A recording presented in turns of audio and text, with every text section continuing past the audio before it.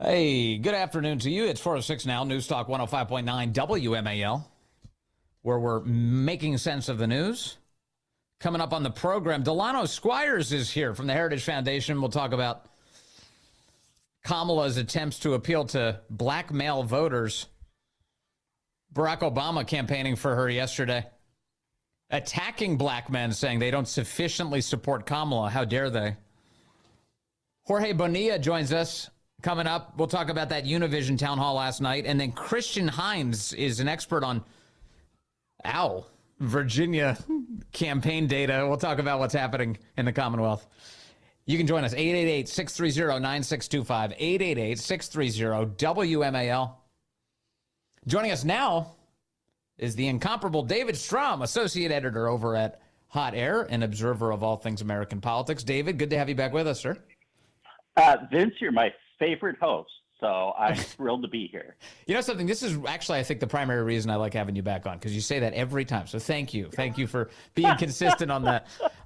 Hey, David, there's so many bizarre things that the Kamala campaign is undertaking right now, and I think it's all just coming from a place of complete desperation. Forget the data, are you just feeling the vibe right now? Oh, I think that's absolutely true. I mean, the thing that's keeping Kamala Harris in this race, and make no mistake, she is in this race, but the race is entirely about whether you love Donald Trump, can stomach Donald Trump, or can't stomach Donald Trump. The Harris curious voters really are people who would love to vote for someone other than Donald Trump, and Harris is giving them every reason in the world not to. So, I mean, if you had to guess how the swing voters break, it will be against Kamala Harris. I mean, I know so many people who have literally said they're looking for reasons to vote for her, and they can't find them. Her entire strategy to me does not make any sense. And I say this from the perspective of somebody who likes watching politics and the way people compete. I don't agree with a thing that she believes in. And I know she's been lying to me lately about her recent positions, but I'm struggling to figure out what her deal is, because she's very weak with men, and they've begun attacking men for that lately. Obama was doing that yesterday. And he's not alone. There's a bunch of elite Democrats who are doing that. And yet she's going on like women-centric shows like crazy. That's where she's spending all of her time. She was on the Call Her Daddy Sex podcast over the weekend. She was on Howard Stern's show this week, which is really kind of like a very feminine talk show now. It's different than it used to be, I guess. She was on The View. She did the 60 Minutes thing. I just don't understand their media strategy. I'm not sure what this is supposed to do for her. Well, I think the basic problem here is she's so bad at it that even going into the friendliest territory, she does badly. And so they don't dare put her into an environment where there's even the hint of hostility. And they've gotten tripped up a couple times on that because, every once in a blue moon, you run across a journalist who, even if they're sympathetic, will ask, push back once or twice, even on CBS, which edited things to make her look better. The actual questioning made her look awful. I mean, just absolutely awful, because she's vapid. There's absolutely no there there. And the Univision town hall really demonstrates that. There are two moments where she just completely blew it. The first one was the guy who was asking about his health care. And I mean, he had horrible problems. I mean, he said, it got so bad that I went to Mexico to get treatment because I couldn't get treatment here.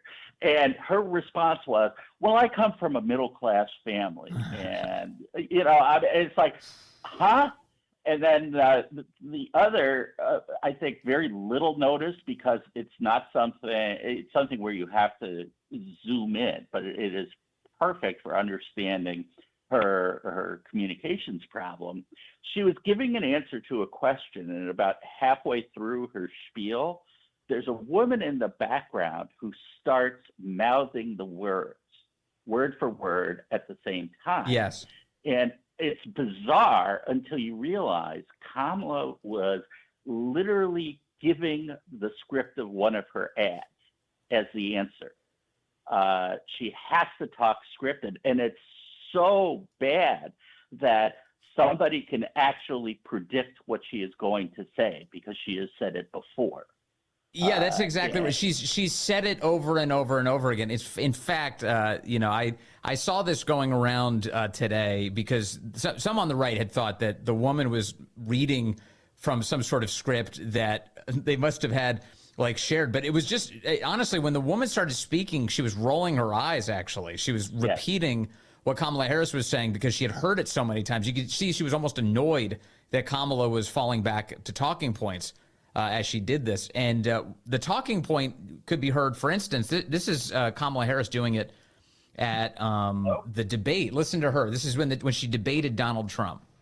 The values I bring to the importance of home ownership, knowing not everybody got handed $400 million on a silver platter and then filed bankruptcy 6 times, is a value that I bring to my work to say we are going to work with the private sector and home builders to increase 3 million homes, increased by 3 million homes by the end of my first term. All right, so you heard her there talk about, not everybody got $400 million on a silver platter. And here's what she said last night on the Univision thing. Knowing that, unlike my opponent, who got handed $400 million on a silver tray and filed for bankruptcy 6 times. And the woman goes and filed for bankruptcy 6 times. She's right on screen and she's rolling her eyes as she says it. That campaign's not going well.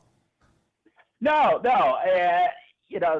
It's really it's a bizarre campaign, and it has been from the very beginning, because you cannot say either of two things, which is Kamala Harris is out of it, or that Kamala Harris is not panicked.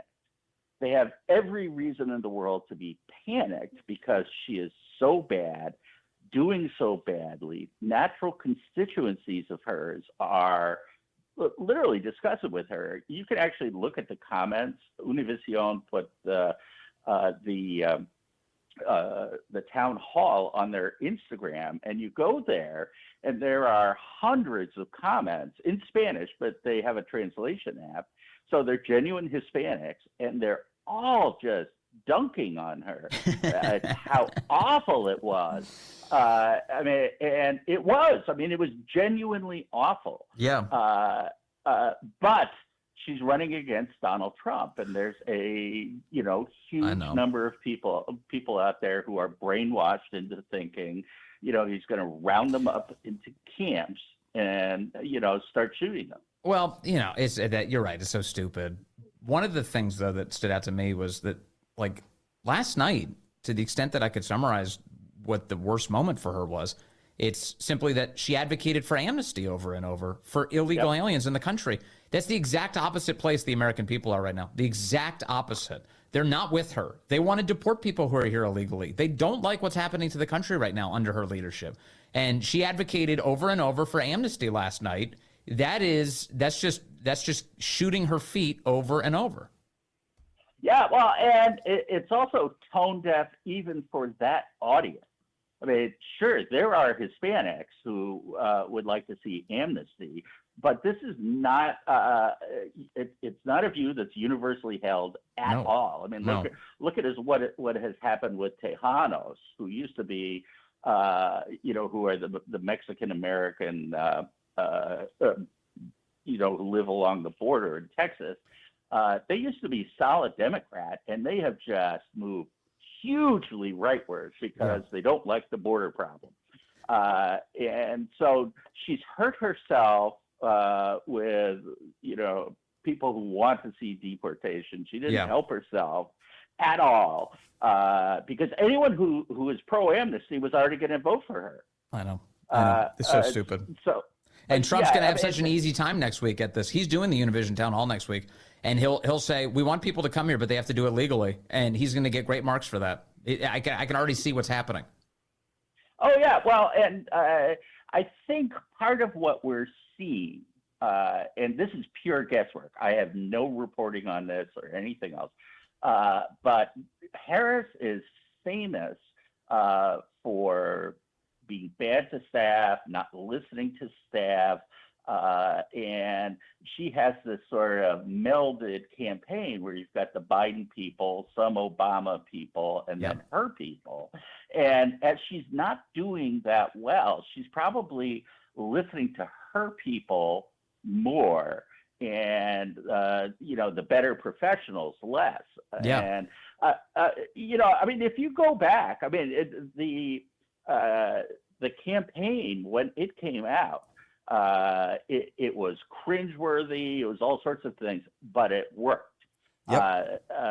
Smart people picked a strategy, executed it incredibly well, and managed to take the worst presidential candidate in decades and turn her into a viable candidate. But as she peaked and then started coming back down, I think they've gone into panic, and those people are being shoved aside.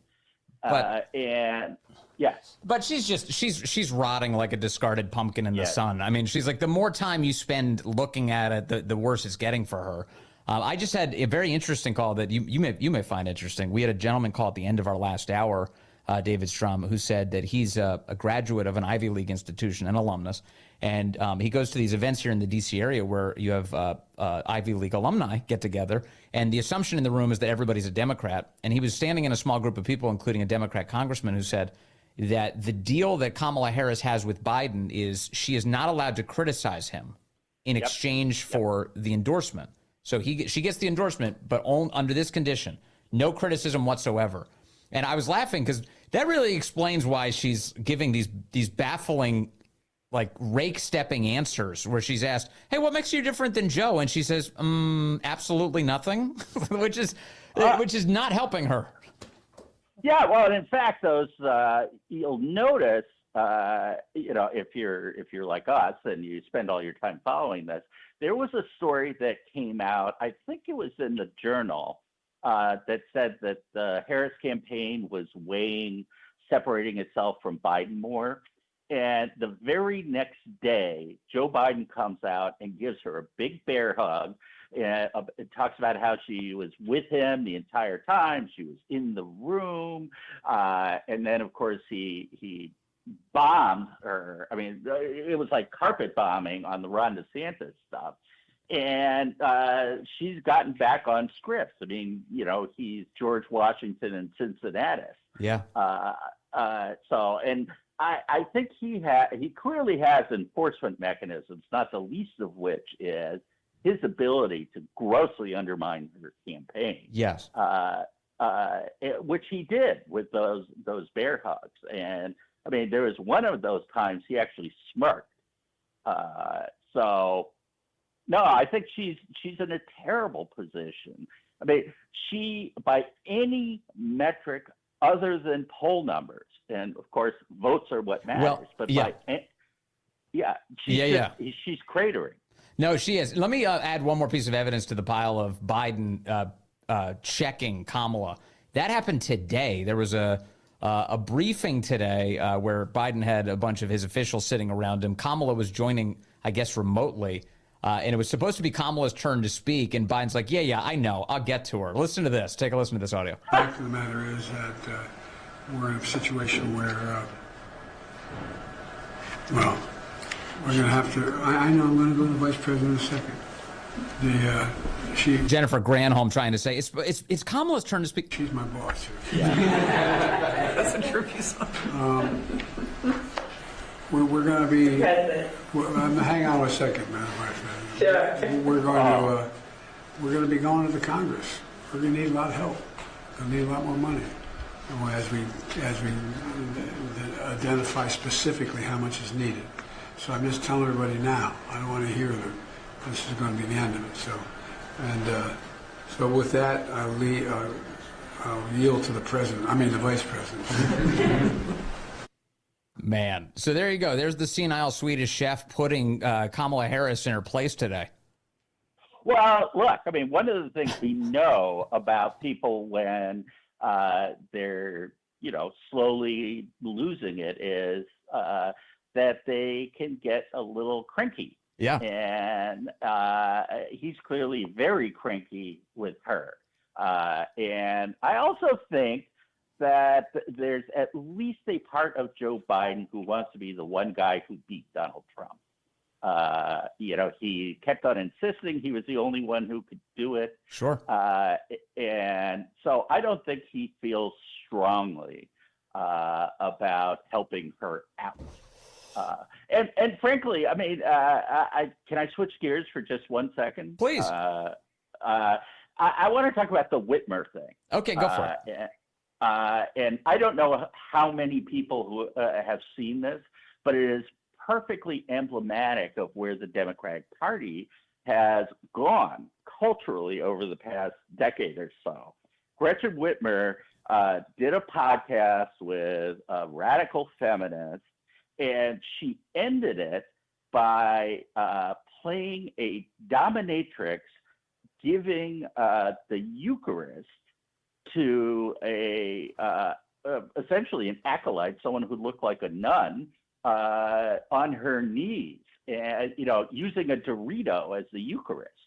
And it was making fun of basically every Christian, certainly Catholic value that is out there. Yes. And I mean, it not only was it grossly offensive, but I think they actually think this is appealing to their demographic because, the only thing that is sacred to the modern left is sex and sexuality. And so, I mean, she's basically enacting a scene from pornography. Yeah. And that's where the Democrats are. I mean, I'm shocked that the mainstream media has not picked this up. I mean, it is just really embarrassing. It's wretched. It's disgusting. I totally agree with you. And it's meant to be blasphemous, and it's meant to be insulting, and it's meant to be, once again, the left is saying that that there's no higher power than them. It's meant to be an insult to you. Just crazy. I've got to go, David Strom, Hot Air. Yep. But thank you for highlighting that. Very important. Good to talk to you as always, sir. All right. Thanks, Vince. All right. Coming up on the program, Delano Squires joins us with the Heritage Foundation as elite Democrats led by Barack Obama start attacking black men for daring to support Donald Trump. The details on that right ahead.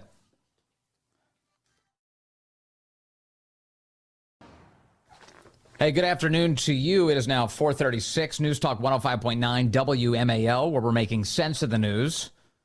Coming up on the program, we're going to chat with Jorge Bonilla at 5 o'clock about that big Kamala Harris Univision town hall last night. He's got a lot of thoughts on that. And then at 5:30, Christian Hines joins us. He's a political analyst, election modeler, with a deep look into the early vote in Virginia. What is happening there? Does Trump have a chance of winning the Commonwealth? You can join us, 888-630-9625, 888-630-WMAL. Elite Democrats have decided that they need to figure out who their scapegoat is if Kamala Harris loses this thing. This week, they're taking aim at black men specifically, white men too. Here's Andrea Mitchell. She said it over the weekend. I think they've got to double down on doing more interviews and serious interviews, because what I'm hearing from Democratic and Republican business people and a lot of men, and she's got such a big problem with men. I think there's an undercount of the Trump vote. I think there's misogynation in all of this, black and white men. A lot of misogyny among black men and white men. President Barack Obama echoed that sentiment yesterday as he said he wanted to address the brothers and told them that they need to get over themselves. Is that we have not yet seen the same kinds of energy and turnout in all quarters of our neighborhoods and communities as we saw when I was running. Now, I also want to say that seems to be more pronounced with the brothers. He went on to say that they needed to get over their sexism and support Kamala. For more on this topic, I want to bring in Delano Squires now. He's a research fellow at the Heritage Foundation and he joins us on the phone. Delano, great to have you back with us, sir. Thank you for having me. It does feel like scapegoating. Like they're looking at a struggling campaign and they're saying, who do we blame for this? And this is about right for Democrats. This is the way that they are used to talking to black men. They did this in 2020 when even the thought that some small percentage of black men may vote for Trump had Maxine Waters, Jim Clyburn out on the stump, chastising these men. One radical feminist professor named Brittany Cooper said that black men considering voting for Trump just wanted the power and privilege that white men have. So I'm not surprised by this. I don't think it's an effective strategy, but it's the strategy we should expect from a party that is controlled by second-wave feminists, both women and their male allies. It also seems like a dishonest inventory of why Kamala is losing, and that rather than figure out what is failing in her campaign, they're just externalizing the blame. They're just saying, well, it's somebody else's fault. Correct. But I mean, I don't want to dismiss the notion that some men may feel uncomfortable voting, particularly for a woman on the left, because again, anybody with eyes can see that, Democrats only talk about men, and particularly black men, when it's time to vote. And anyone who pays attention can see the distinction between how they speak about and speak to black women and how they speak to black men. When they want to campaign for black women, when they want the black female vote, they say, vote for us and we'll make you Ketanji Brown Jackson. We'll make you Kamala Harris. We'll make you one of the record number of federal judges we've appointed to the bench. When they speak to black men, when they're not chastising them, they say, vote for us, or your opponent will turn you into George Floyd or Ahmaud Arbery or Jacob Blake. So it's never aspiration and inspiration when it comes to black men. It's always shame, insult, guilt, and their need to be right. Yeah, they're selling fear rather than something bigger. So what do you make of this cycle and how things are changing? It does seem like at least according to the surveys, the polls, that there is a meaningful shift among especially black men towards Trump. I've seen a lot of data suggesting that young black men are headed in his direction. Why is that? What's happening? I think it's hard to say. I mean, I would love to think that the men making that move have their eyes open to Democrats and their top priorities, which I would say top two are by far abortion and anything having to do with sexual orientation and gender identity. I would love to think that guys are saying, look, their values don't align with my values. My sense is that part of it is just the aura and pull of Donald Trump as a singular politician. So I'm cautious to make broader assumptions about what this means for the Republican Party, sure, or the conservative movement. I do think part of it is that Kamala Harris has not been the most impressive political candidate. She finds it difficult to speak with any level of specificity. She is not necessarily focusing in on superficial identity, but her surrogates certainly are. And I think a lot of guys are tired of, vote for this person because they look like you or they sound like you, or, the type of superficial identity politics that the left is used to practicing. So I think it's a mix of things. But again, we'll see come, election day where things actually shake out. I was struck by the way that Obama made his pitch last night to black men. He was saying that basically Kamala is one of us was essentially the pitch he made, and that she knows the struggle, he said, unlike Donald Trump, and she came up like we did kind of stuff. And I'm sitting there thinking, like, well, first of all, Obama's experience is pretty atypical for any American. He grew up internationally, and he had a white mother, a black father. Kamala Harris, once again, another atypical story, not really sharing a common theme with the average black person in America. What is that pitch? I noticed that as well. I was actually talking to my wife about that this morning. It doesn't really make sense. Kamala Harris, both her parents were PhDs. She spent a good amount of her childhood in Canada. So like Obama, not just not a sort of a black American in terms of long-standing history in this country or descendant of American slavery. So they don't share that. But not just that, but to your point, they spend a significant amount of their childhood and their formative years in another country. And then when Obama was raised in the United States, he was as far away from a recognizable black narrative as you can get. He didn't grow up in Cleveland or Detroit or in Mississippi or in Harlem or in Chicago. He grew up in Hawaii. Mm-hmm. And I asked my wife this morning, I said, do you know any black people from Hawaii? She said, I know one. So neither of these individuals have what I would say would be a recognizable black narrative. But I think there's a more important lesson to be learned from this. Mm-hmm. And it's that superficial identity politics, whether practiced on the left or on the right, Mm-hmm. is a loser's game for voters.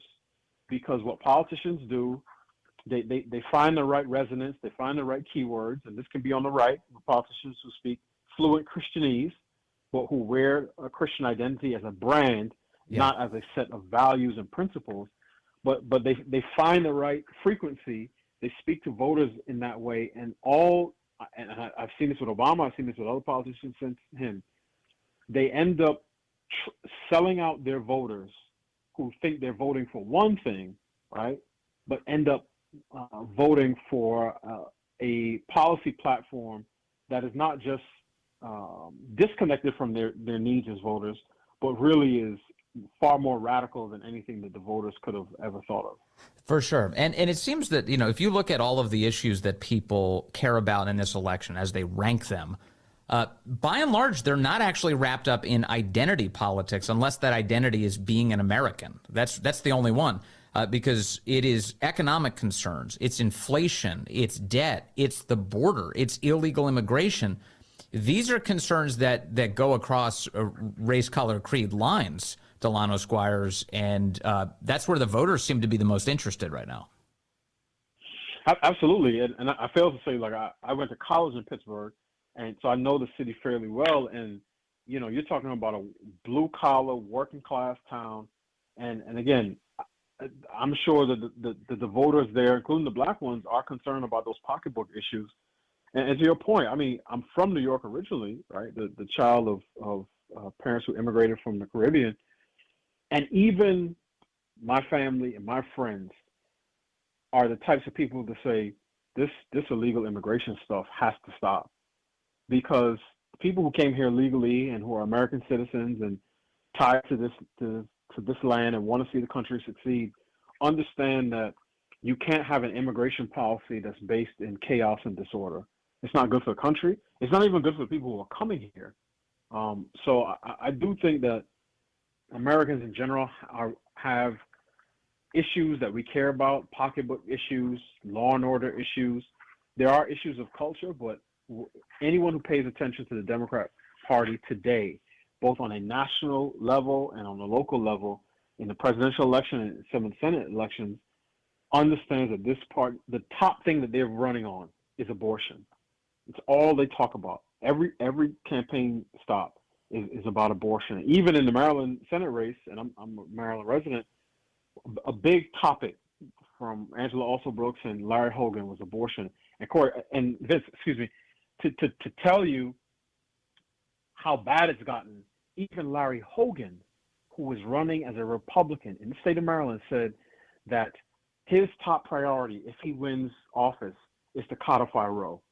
So that'll tell you how important abortion is to the left, that even a Republican in a blue state, sometimes purplish state, feels that he also needs to get on board with that agenda. Ken, since you brought up that topic, I'd love to ask you your thoughts on what happens in November and afterwards, depending on who wins.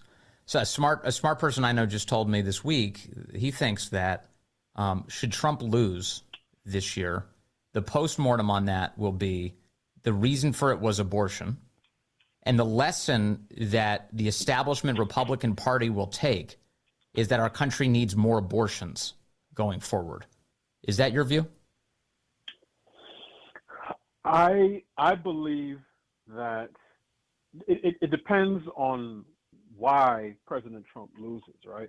If he loses because of a depressed evangelical turnout, then I think the lesson that the party may take, and certainly should take, is that we should not ignore our strongest voting bloc and our biggest supporters in order to appeal to people on the left who will never vote for us.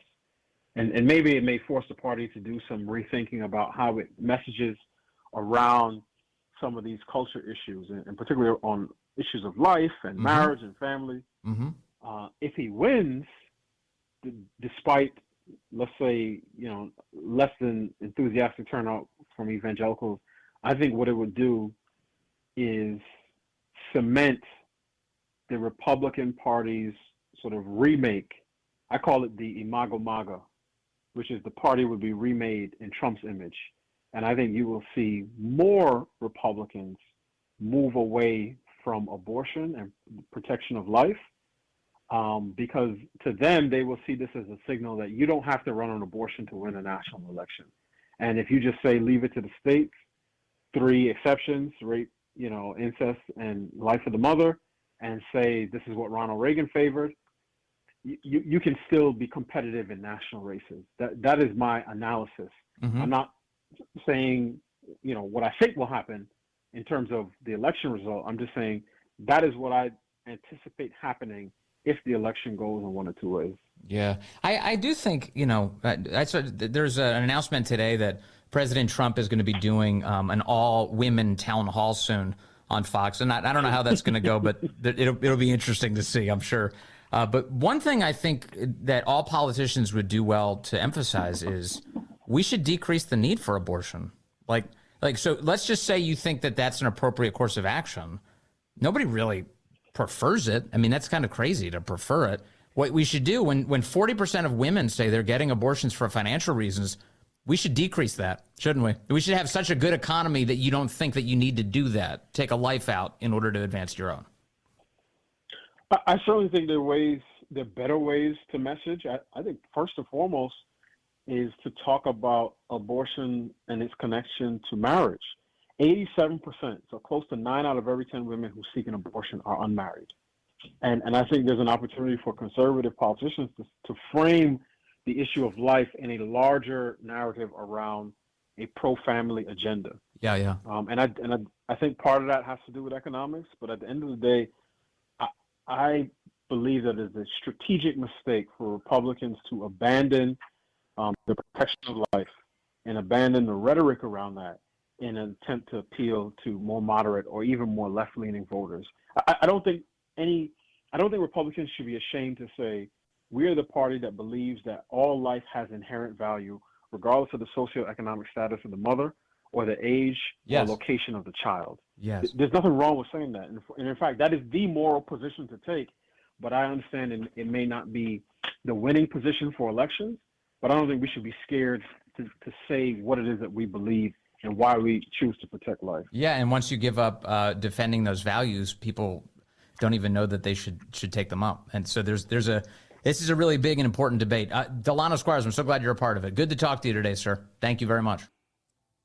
Nina Turner is a former member of the Ohio Senate, Democrat, a Democrat in good standing.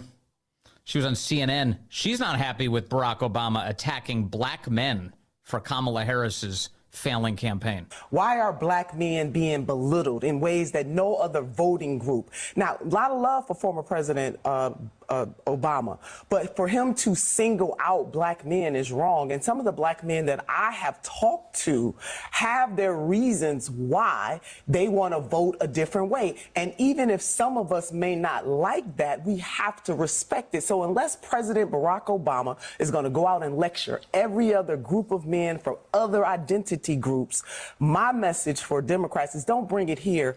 Yeah, she says if white men supported Kamala at 72% support, which is where black men are right now, according to polling, they'd be held up as an example of how men can support women. So why are Democrats painting black men as misogynists? She says, this is a decent point. Why are they doing that? Stay in line, they demanded. Screw you, they responded. Coming up, Jorge Bonilla talks to us about that Univision town hall. What happened yesterday as Kamala Harris was staring at a crowd that was pretty unimpressed, I would say, by her. And then Christian Hines joins us. He'll talk Virginia, all the data coming out, that early voting, How's it going? If you're in Virginia, by the way, have you voted yet?